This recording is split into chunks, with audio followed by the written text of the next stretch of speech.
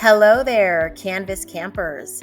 You are here for the grade level PLC course. I'm going to start by introducing myself as your camp counselor. My name is Laretha Johnson. I am the ITS at Thalia Elementary School. And if you'd like to reach me, you can reach me on Twitter at LJ_for the kids, as well as search me up via email. I would be happy to help you. Okay, so let's go ahead and get started. All right, the PLC course session will align with the following on the graduate profile.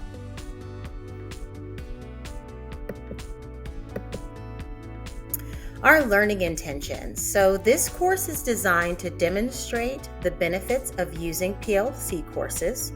And what is a PLC course? Well, it's a collaborative space where colleagues can create and share amongst each other. And think of how we had the Schoology grade level groups, but unfortunately, they didn't work as well as we had hoped in terms of how we would share information. I think you're going to see the power in how PLC courses are going to be a lot more effective in how we can plan and collaborate together. And most importantly, save some time. Okay, and for our session focus overview, this course is designed to demonstrate building together in a PLC and then copying to your course. The PLC courses are set up at the school by grade level and have everyone set as a teacher so they can create, edit, and copy materials. All teachers, coaches, admin should be added, and this should be taken care of by your ITS. If it hasn't been done for you already, this will be something you want to coordinate with your ITS to help get this set up for you, but it should have already been done for you so that you can actually practice during this session today. The materials that are created in the PLC course within Canvas will remain easily accessible from year to year, while courses that we use by teachers are usually archived. What's great about the PLC course is that these resources are going to be there for you year after year and allowing the whole team to make modifications, whereas our courses are archived and we'd have to go back and forth. Having this PLC course keeps it at hand's length. It's just easily accessible for everyone on the team. There is a change though when it comes to PLC courses in Canvas. It doesn't work like when you simultaneously create like within a Google document. It doesn't allow you to simultaneously build things together. Multiple team members won't be able to build the same document, for instance, but one team member could, for instance, work on tackling one subject and building out a module, and then that one module can be shared within the PLC course by the whole team. So I'll go into more detail about that as well. But because of the powerful app integration within Canvas, what is going to be really powerful for us is that when a team member creates within a module, that will allow us to add embedded apps like, for instance, Google Documents, Google Assignments, PlayPosit. All of those tools are going to allow us to not only embed an assignment, but when we share those resources with another teacher, when they copy it to their course, those Google assignments will actually copy to that other teacher's course with the rights. So when it transfers over, all those assignments are going to transfer as well. It won't require each teacher to reset up the assignment. It's going to automatically be available for each teacher and all the students within that class making individual copies, which is something that was not working at all with our Schoology group. So that's a really powerful change for us. All right, before we go any further about the power of PLC course planning, we should probably talk about where our curriculum lives now. If you haven't heard yet, we will now have our curriculum landing pages, which you may have got a glimpse at the end of last school year, but now they've been made available through Canvas. So instead of going to the Schoology TNL resources and groups, we're actually going to have our curriculum available to us directly from the Canvas Global Navigation Bar.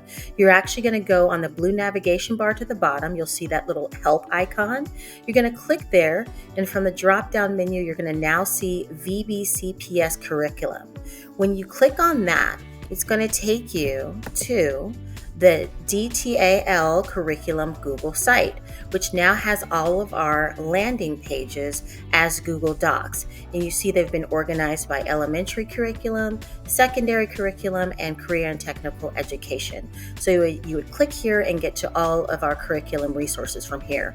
So this is where you'd really start as a team in working together to plan out curriculum, which will now be easily stored and accessible through Canvas.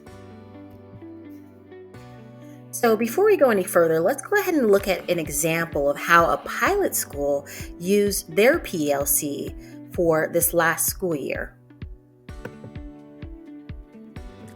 Hi, I'm Sheena Herbst, and I am a second grade teacher at Providence Elementary School.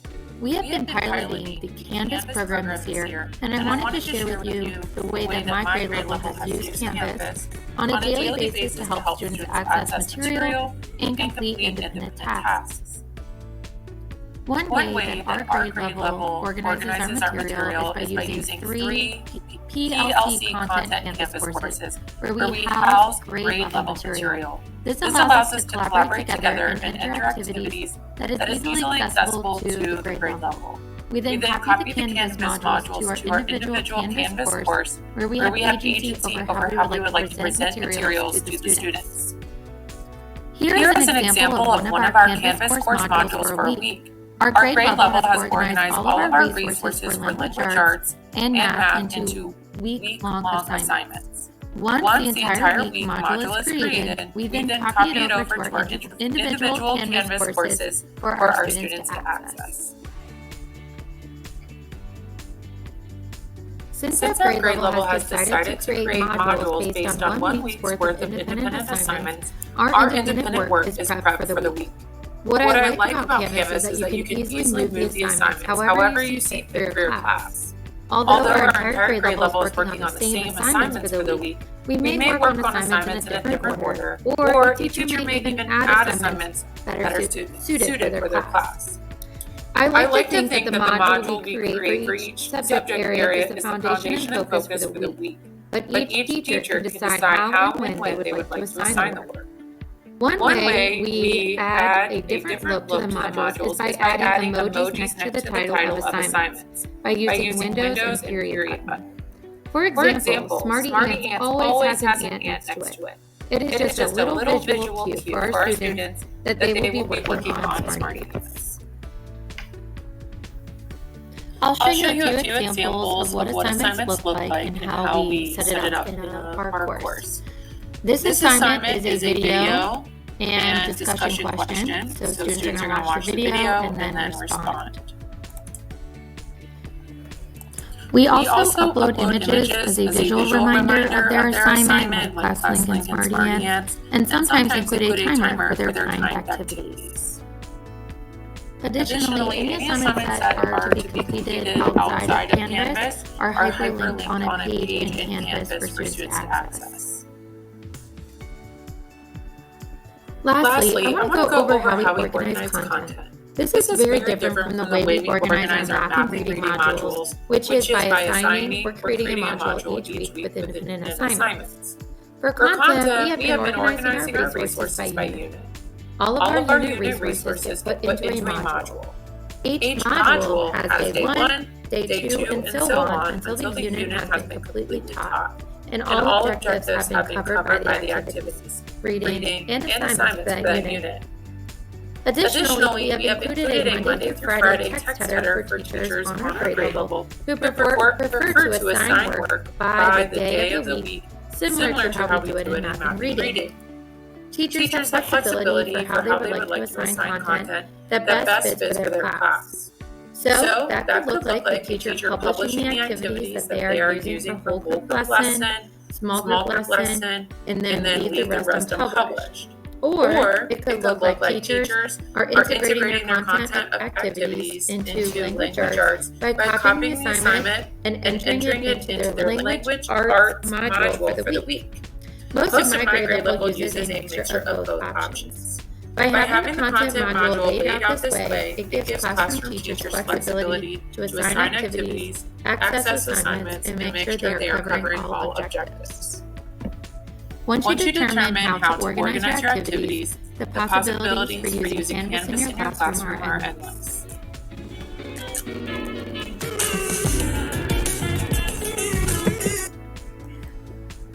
Well, I hope you could see from that school that's piloting their PLC use the power of really how we can collaborate and plan together to save time and be more effective in how we can get this work done.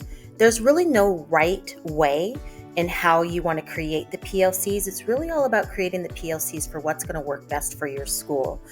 So that's something you want to definitely talk with your teams about, and how to best set up the PLC courses. Either like it could just be content specific PLC courses, or for example, you've got 5th grade math, you've got 5th grade content, or some may decide that 5th grade is going to plan an all one PLC. All subjects will be combined. So it really just depends on what's most effective for your team. So again, that's something you would be discussing with your teams about what options they decided for your school. All right, so now we're going to move into part 1 of your turn in practicing this for yourself. So let's just first describe what we're going to do here for this practice session. You're going to be using your subjects or your home tab, and you're going to actually be going to your dashboard to locate your grade level PLC course. So hopefully your ITS has been able to create PLC courses that you'll be able to use, so that you can actually go into your PLC course now, because what you're going to do is you're going to create a module called Back to School. And remember, you can't make any mistakes here, because we can always delete any of these things at a later date. So this is just an opportunity for you to practice a little bit. You're going to go ahead and create a module called Back to School that all of your grade level can eventually use. And then you want to consider adding something to that module, like you can add a discussion, a page, an LTI assignment, and we're just practicing that for now. So before you get started, I'm going to go ahead and model that a little bit for you so you can see how that looks, okay? All right, just in case this is your first time locating your PLC courses, I want to just show you what that would look like. I am on my home landing page within Canvas, and you may notice, just like for you, my PLC course is not even on my main dashboard. So how you would find your PLC courses is to use your global navigation, click on subjects, and then you're going to go down to where it says all subjects. And that will give you a list view of all the subjects that you are enrolled in as a teacher or a student. And I'm going to scroll down, and all of your PLC courses are probably unpublished. And you'll see I have quite a few as an ITS. But say I wanted to go to my 4th grade ELA PLC course. So once I click on it, it's going to take me right into my course here. And you'll see the 4th grade PLC team has already started working on a welcome module, but your task today is going to be to add your own back to school module. So you're going to click up here on that blue button in the right hand corner here, add module. Let's name it back to school. And then we're going to click on add module. And it defaults to adding any new modules to the bottom. So if you happen to have other modules, just scroll down and find it. And we can reorganize this. We're going to move this module to the top to make it easier to work with. And you'll notice it defaults to at the top. So I'm going to go ahead and move it to the top. And now my back to school module is right here on the top of the whole course landing here. And now we're going to add an assignment. Let's add a discussion. Then I'm going to create a new discussion, and my topic is going to be welcome back. Okay, I'm going to go ahead and add that discussion. And you'll be learning more about this in other Canvas sessions with how to actually go into detail with modifying and customizing any of your assignments. But you'll notice it did drop the discussion question here. You would actually click here on this link to customize this discussion more for your students with instructions, etc. But for now, I'm just going to be working with how you would add something. So that's all I would like for you guys to practice today, is just going in, adding to your PLC course a module called Back to School, and add at least one assignment to practice, okay? So let's go over that again. You're going to go to your home tab. You're going to click on your subjects, find one of your PLC courses. You're going to create a module called Back to School, and then you're going to add at least one item to that Back to School module just to test it out a little bit. So go ahead and pause the video right here, and I want you to go ahead and try that out in your PLC course, and go ahead and press play again when you are ready to continue. All right, it looks like you are ready for part 2. So for part 2, we're going to work on how, now that we've added some content to our shared space, which is the PLC course, let's talk about how we share it with others and how we can move this content. So the first way I'm going to show you is that you're going to share it maybe with a specific person or colleague.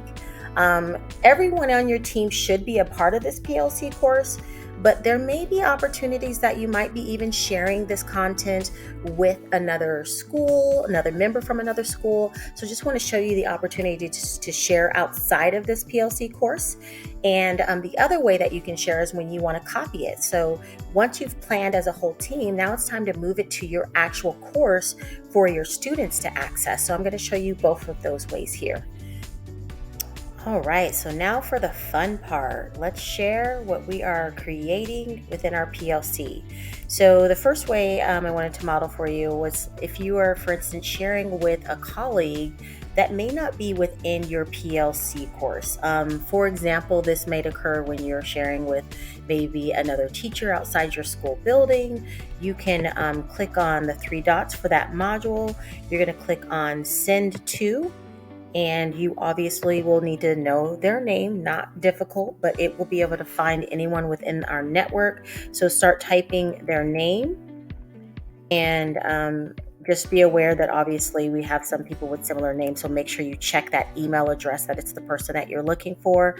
Once you find the person you are trying to send your module to, you're going to click on them, and you can actually add more than one person. And then you're going to click on send once you've got your people in there that you're sending it to.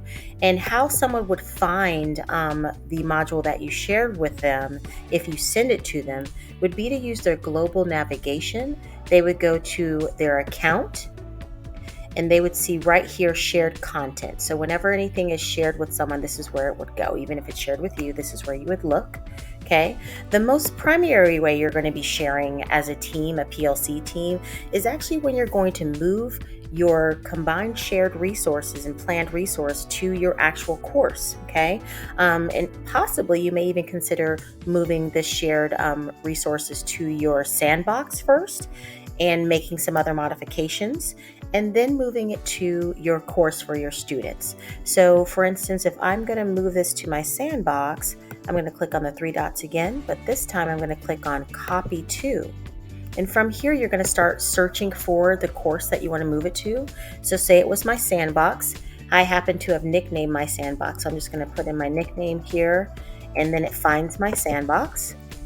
And then from there, I'm going to click on copy. Now you don't have to copy to your sandbox. You may decide that you want to copy directly from the PLC course into the course that you would like to go to. Like for instance, this is the 4th grade ELA PLC. If that module is ready to go, I don't need to make any modifications. I can move it directly into my ELA course for my 4th grade class. And that doesn't mean I can't still modify it. I can modify it within my 4th grade course, for my students. And then once it's all ready to go, I would publish it. So once you're ready to move to your course, you just click on copy, and you can actually go to your sandbox and see if it moved it to your actual sandbox. So that's what you're going to practice here in this part 2. So go ahead and do those 2 ways of sharing. One way would be to send it to someone, practice doing that. And the other way is you're going to actually copy it to your sandbox. Okay, go ahead and give that a try. All right, so now it's your turn to practice the abilities that we have to share from our PLC courses. So go ahead and first try sharing with a colleague. You can find their name specifically and attempt to share your module that you created with them. Another thing I want you to try is go ahead and copying that module. Most likely it might be easiest for you to copy to your sandbox because you won't have your courses for the next school year at this point anyway. So you can practice copying the module to your sandbox and going to your sandbox and seeing if you see the copy that you pulled from the PLC course. So go ahead and pause the video right now and try that out. And I'll see you back here in a couple of minutes. All right, that was some really good practice with getting to know our PLC course and how to make it a really great resource for us with collaborative planning here for the next coming school year. So just a little moment for reflection. How can you leverage PLC courses when collaborating? And also think about how can PLC courses save your grade level time?